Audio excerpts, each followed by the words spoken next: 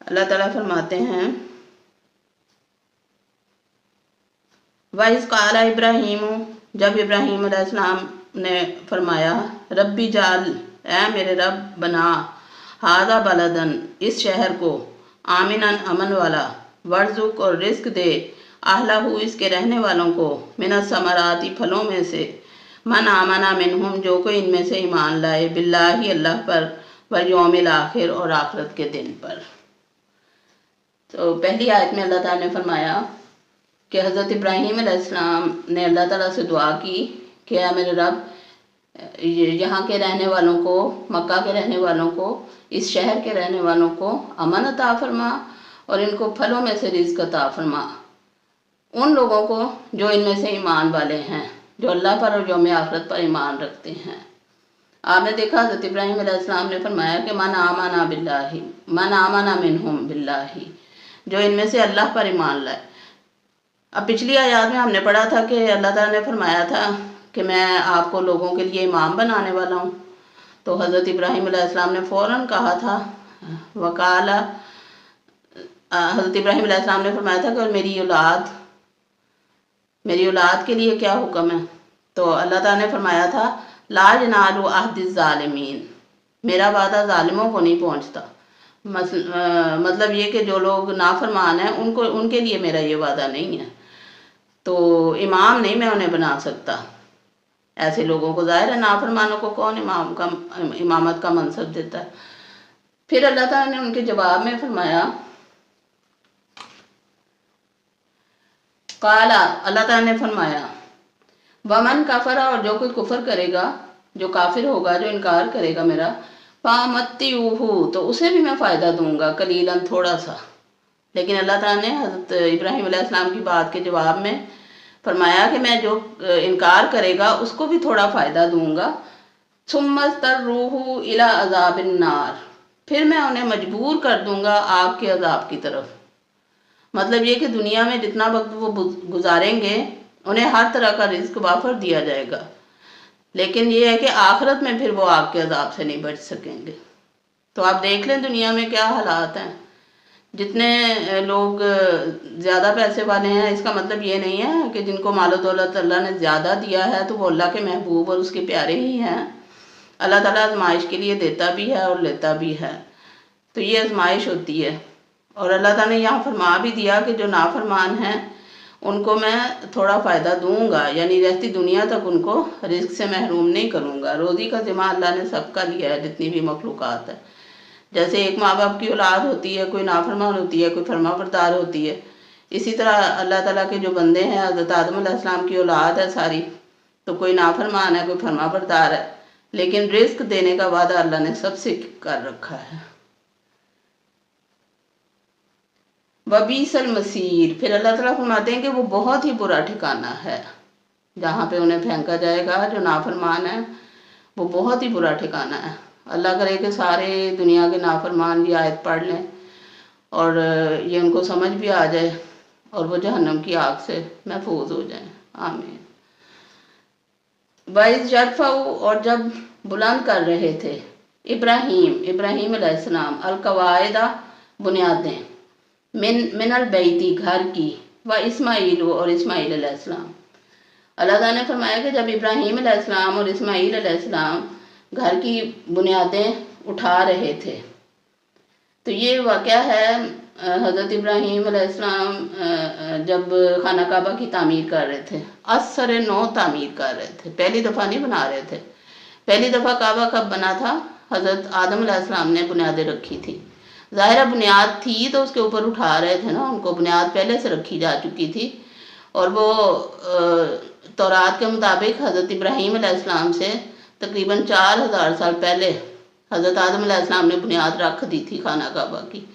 پھر طوفان نوح آیا اور وہ سارا کچھ بہہ گیا، تو اس کے بعد پھر حضرت ابراہیم علیہ السلام نے نئے سرے سے اس کی بنیادیں اٹھائیں، اور پھر جنت سے ایک پتھر آیا جس پہ چڑھ کے وہ اس کو دیواریں بلند کر رہے تھے۔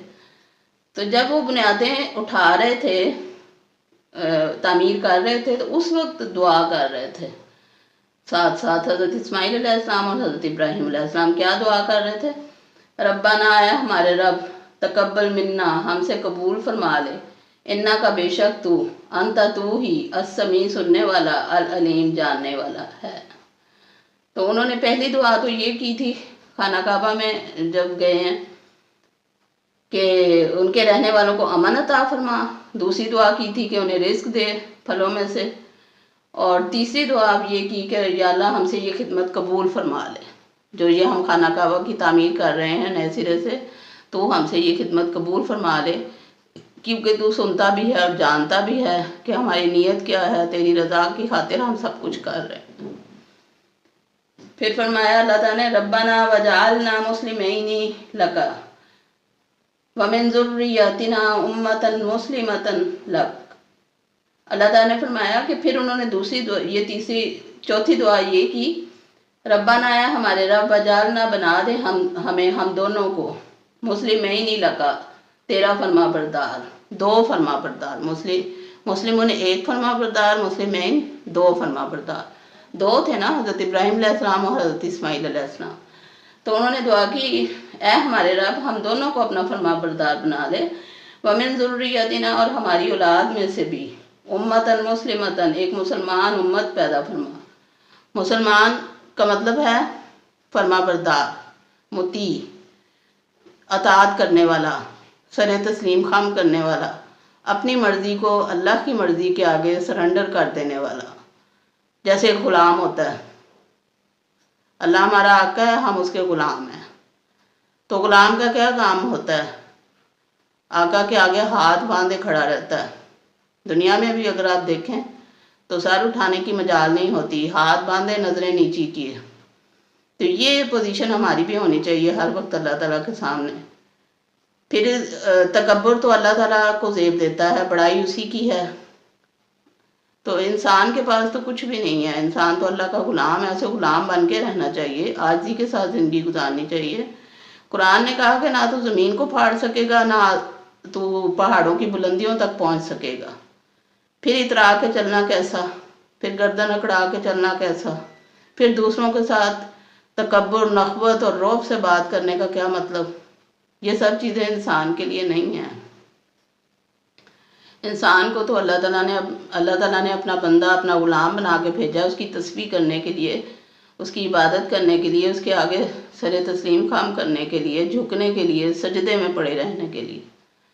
تو انسان سب بھولا بیٹھا ہے اور پتہ نہیں کن خیالوں میں ہے۔ اللہ ہمیں ہدایت دے۔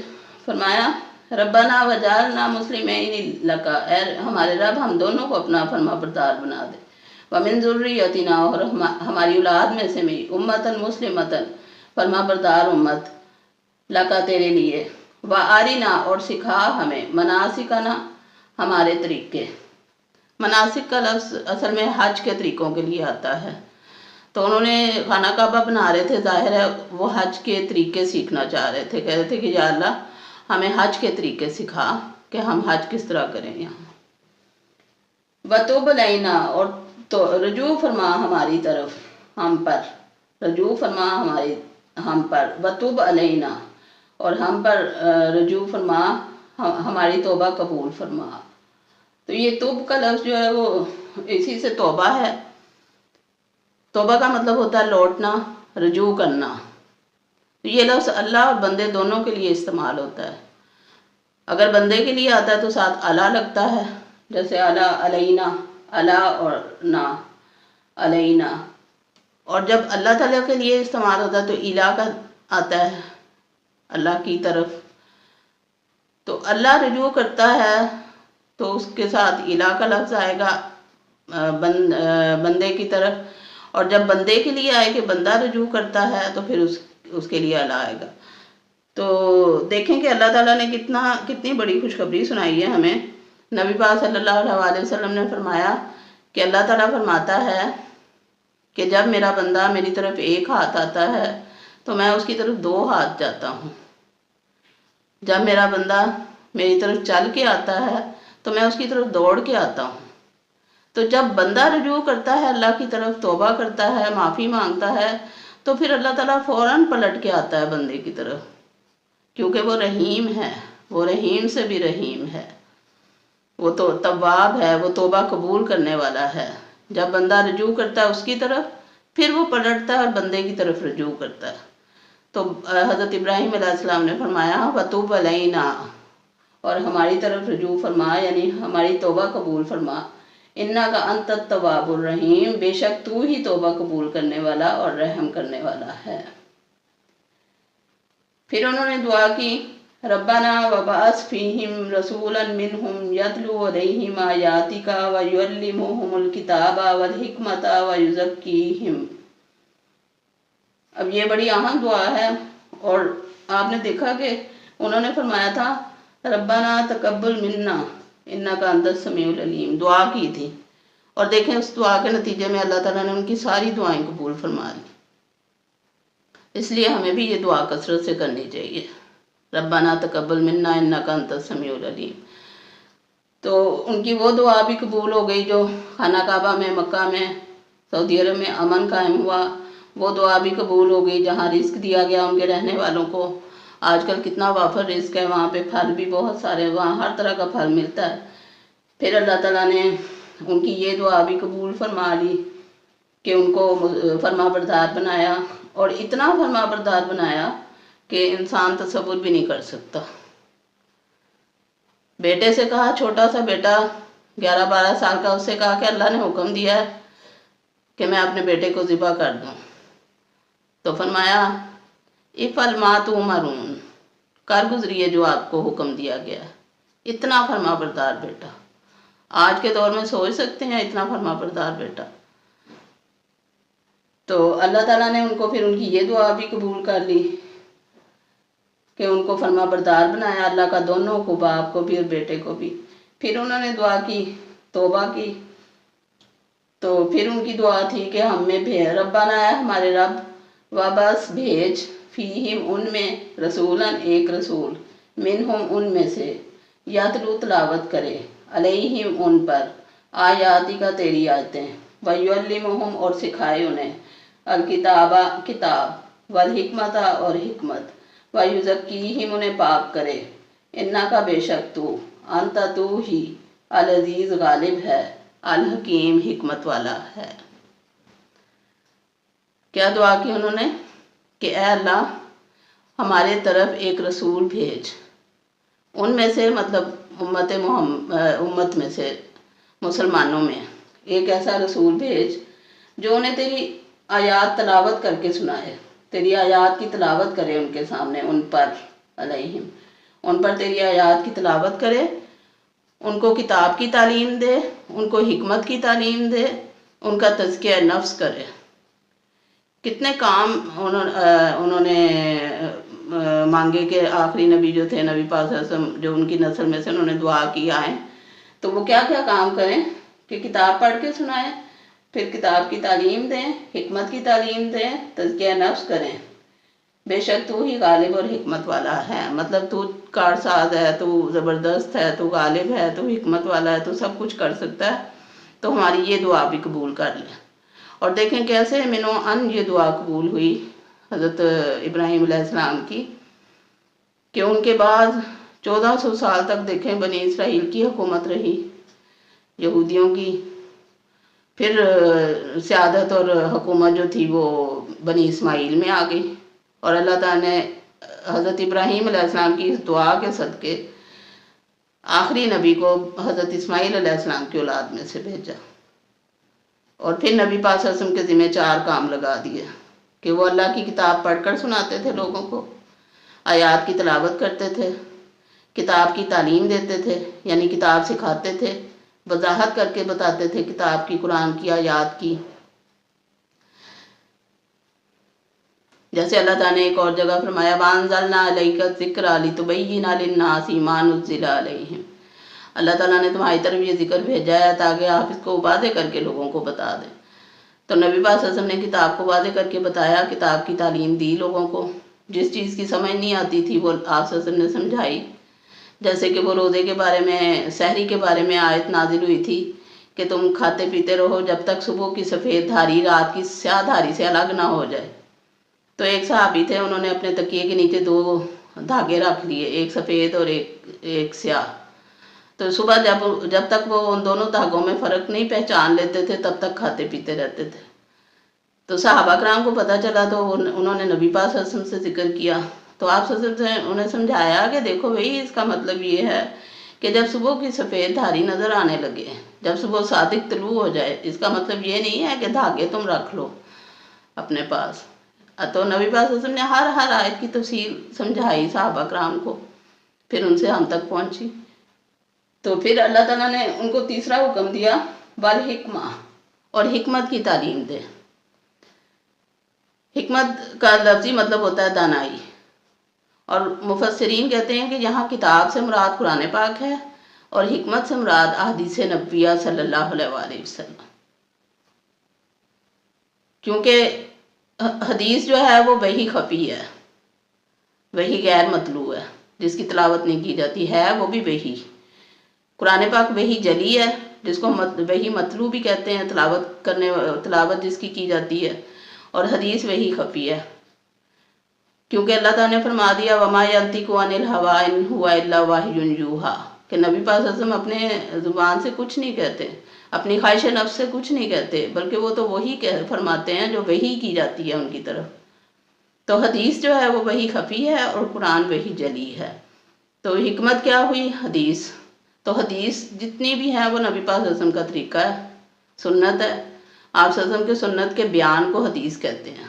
سنت آپ صلی اللہ علیہ وسلم کا طریقہ، اور اس کو جب لکھ دیا جاتا ہے، بیان کر دیا جاتا ہے، آگے پہنچایا جاتا ہے، تو اس کو ہم حدیث کہتے ہیں۔ تو یہ حکمت ہو گئی۔ اور پھر اللہ تعالیٰ نے چوتھا حکم دیا، وَيُزَكِّيهِمْ، جو دعا انہوں نے کی چوتھی وہ بھی قبول ہوئی۔ یہ آیت اصل میں قرآن پاک میں 4 جگہ پہ آئی ہے، اب تو ان الفاظ میں آئی ہے، تھوڑے سے چینج الفاظ کے ساتھ۔ سورہ آل عمران میں 2 دفعہ آئی ہے، اور پھر سورہ جمعہ میں، سورہ جمعہ چھوٹی سی صورت ہے، آپ سب پڑھتے ہی ہوں گے، اس میں بھی یہ آیت موجود ہے، تھوڑے سے الفاظ کے فرق کے ساتھ۔ تو اللہ تعالیٰ نے پھر چوتھا آپ صلی اللہ علیہ وسلم کا فریضہ یہ لگایا کہ یزکیہم، وہ ان کا تزکیہ نفس فرماتے ہیں۔ تزکیہ نفس کیا ہوتا ہے؟ نفس کو پاک کرنا برائیوں سے۔ صحابہ کرام کا جیسے آپ صلی اللہ علیہ وسلم نے تزکیہ کیا، حضرت ابوبکر، ابو تراب، ابوبکر صدیق بن گئے، عمر بن خطاب، عمر فاروق بن گئے جب تزکیہ ہو گیا، تو عثمان رضی اللہ تعالیٰ عنہ عثمان غنی بن گئے، حضرت علی مرتضیٰ رضی اللہ تعالیٰ عنہ شیر خدا بن گئے۔ تو یہ تبدیلیاں جو صحابہ کرام میں آئیں وہ تزکیہ تھا، ان کا تزکیہ نفس تھا۔ شرابیں چھوڑ دیں، بتوں کی پوجا چھوڑ دی، جھوٹ بولنا چھوڑ دیا، اور جتنی بھی برائیاں تھیں انہوں نے صحابہ کرام نے چھوڑیں، جو جلیل القدر صحابہ کرام بنے۔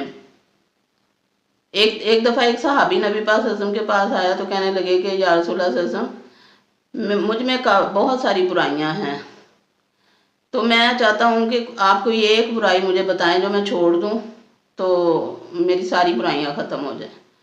تو نبی پاک صلی اللہ علیہ وسلم نے فرمایا کہ تم جھوٹ بولنا چھوڑ دو۔ اس نے کہا ٹھیک ہے، اس نے وعدہ کر لیا۔